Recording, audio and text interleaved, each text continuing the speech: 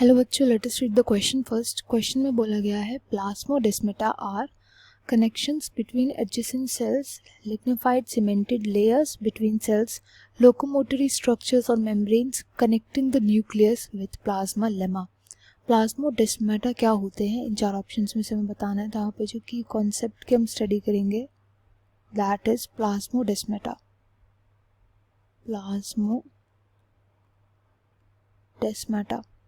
Plasmodesmata होते हैं ऐसे स्ट्रक्चर्स जो सेल्स को कनेक्ट करने में हेल्प करते हैं। ये first cell, second cell and इन दोनों सेल्स के बीच में जो कनेक्शंस होता है, इन्हीं कनेक्शन को, साइटोप्लाज्मिक कनेक्शंस को हम बोलते हैं, साइटोप्लाज्मिक कनेक्शंस को बोला जाता है प्लाज्मोडेस्माटा। ये कनेक्शंस सेल वॉल के थ्रू होकर के जाता है, यानी जो प्लांट्स की सेल्स होती है मेनली उनके अंदर प्रेजेंट होते हैं। अब प्लांट्स के पास तो एक सेल वॉल भी प्रेजेंट होती है, तो सेल वॉल के अंदर से होकर के जाते हैं, मतलब सेल वॉल को क्रॉस करके जाते हैं सभी कनेक्शंस।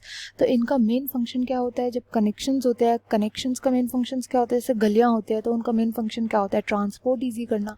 यही प्लाज्मोडेस्माटा का भी फंक्शन होता है। तो ये सेल टू सेल ट्रांसपोर्ट में हेल्प करता है। ट्रांसपोर्ट हो सकते हैं मैक्रोमोलिक्यूल्स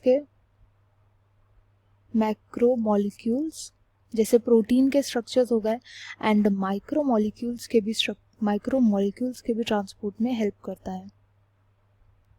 माइक्रोमोलिक्यूल्स जैसे कि आरएनए होगा, इनके ट्रांसपोर्ट में मेन फंक्शन होता है इसका हेल्प करने का। अब ये हेल्प करता है लिंक करने में एंडोप्लाज्मिक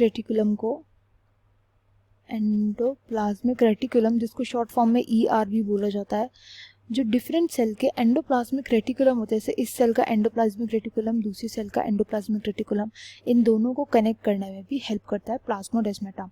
बट इसका एक बहुत बड़ा ड्रॉबैक होता है।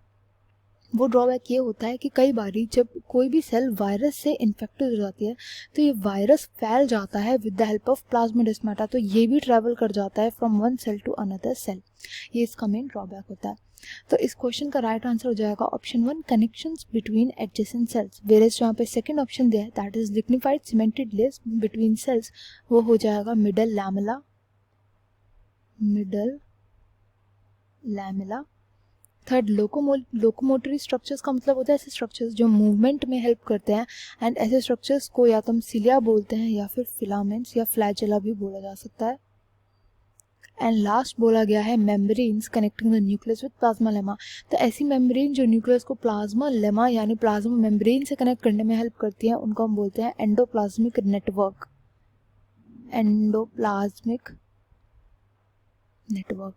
I hope you understood it well. Best of luck and thank you.